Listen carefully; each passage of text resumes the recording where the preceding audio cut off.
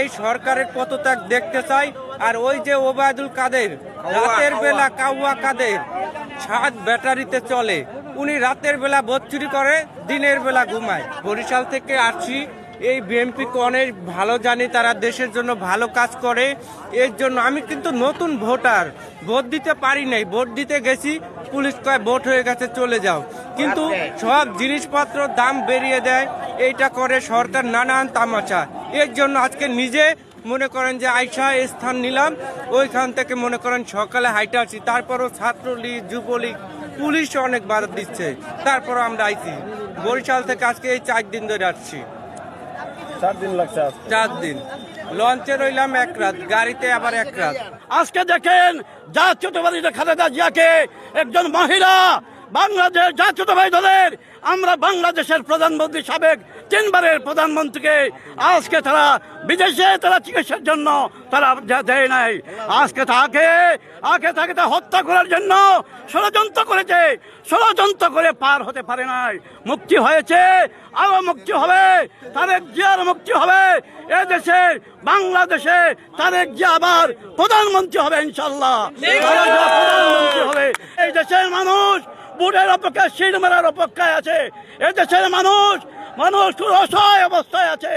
আজকে দেখেন, আজকে বাংলাদেশের মানুষ, আজকে সিলেট বিভাগের প্রতিটি জেলা থেকে পায়ে হেঁটে গাড়ি বন্ধ করে দেওয়া হয়েছে, প্রত্যেকটি যানবাহন বন্ধ করে দেওয়া হয়েছে।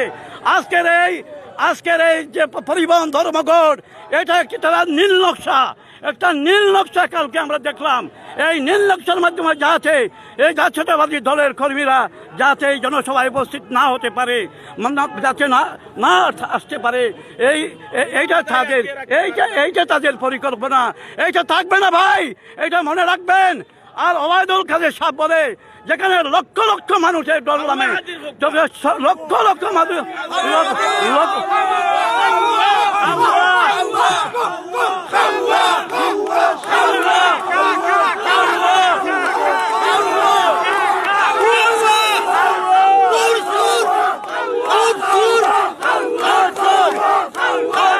আমি নারায়ণগঞ্জ থেকে বলছো খেলা হবে, খেলা হবে।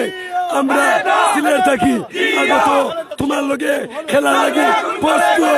আজকে 19 তারিখ তোমার লগে খেললে আমরা সিলেট থেকে দেখাই দিব লাল কেট কিনে, সিলেট থেকে বাংলাদেশ থেকে বিদায় করবো।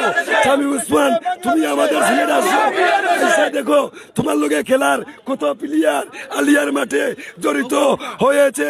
আজকে 4 দিন ধরে শামীম ওসমান, তুমি ঢাকা নারায়ণগঞ্জ থেকে খালি মানুষকে বলো যে খেলা হবে, খেলা হবে। আমরা সিলেট থেকে বলবো এই যে খেলাটা লাল কার্ড থেকে বাংলাদেশ থেকে বিদায় করে দিব।